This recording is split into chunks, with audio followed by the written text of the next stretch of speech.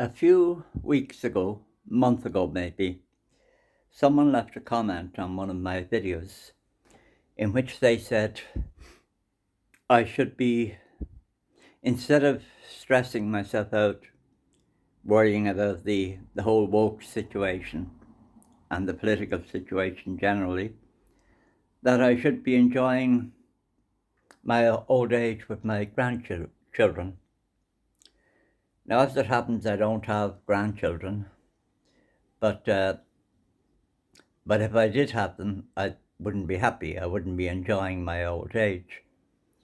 And, when I look around in Ireland here today, it's, if if you have grandchildren and you wake up every day and you're happy and you're enjoying life, then you have a contempt for your grandchildren. Now, it's very, very clear today in Ireland and elsewhere that most people don't give a damn about their children or their grandchildren. They literally don't care. If they did care, they would be out in the street rioting. But they don't care. The vast majority of people don't give a damn about their children or their grandchildren. But, I've seen quite a few nationalists here in Ireland, people who identify as nationalists. And it's perfectly obvious that these people are living a happy life. In fact, they're enjoying this whole woke thing. They get to make videos about it or go on marches and all that sort of stuff. And it's an entertainment. They're enjoying it. But they don't do anything. And many of these nationalists here in Ireland and in the UK and elsewhere, they've actually said it in plain English. They say, well, there's no point in doing this or this ruining your life or sort of risking your job, risking your home, for the sake of fighting this woke thing.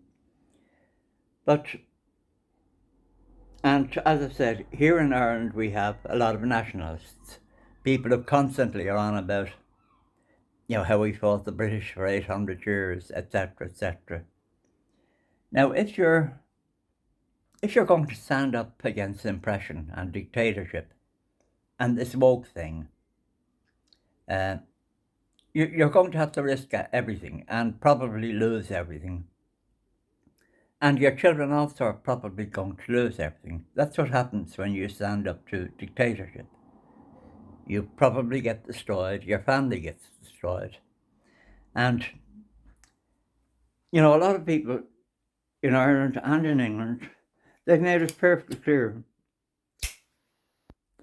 They've actually said it and advised other people, don't do anything foolish, don't do this, don't do that. And, you're not going to, if your children's lives get ruined, it's not going to help them, it's not going to help anyone.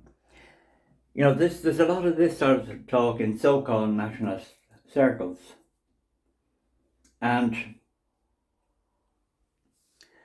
of course, if you're fighting dictatorship, if you're fighting a war, and this is a war, then, you have to be prepared to sacrifice everything, including your family, including your children. That's what people have always done, people who fought oppression. But there is this thing now, and it's in Ireland, but it's also in England and elsewhere, that people have made it perfectly clear they have no intentions of making any sacrifice to save their country. And Irish nationalists have made that perfectly clear. They have absolutely no intentions of sacrificing themselves, their homes, their family, their children. None. Absolutely none. So, and I'm sure those people wake up every day and enjoy their lives. And they enjoy making their videos. They enjoy leaving their comments online. They enjoy They enjoy sort of opposing this woke thing without actually doing anything. But yeah, it just struck me that, the idea that I should be happy, that I should enjoy my own old age with grandchildren. If you're a civilized human being, you can't be happy. You can't wake up in this nightmare and be happy about anything. And, I'm going to die a very, very unhappy person. And every day in my life, up until when I die, it's going to be an unhappy day. Uh, how can you be happy? How can you get up every day and be happy when you see what's happening? So, so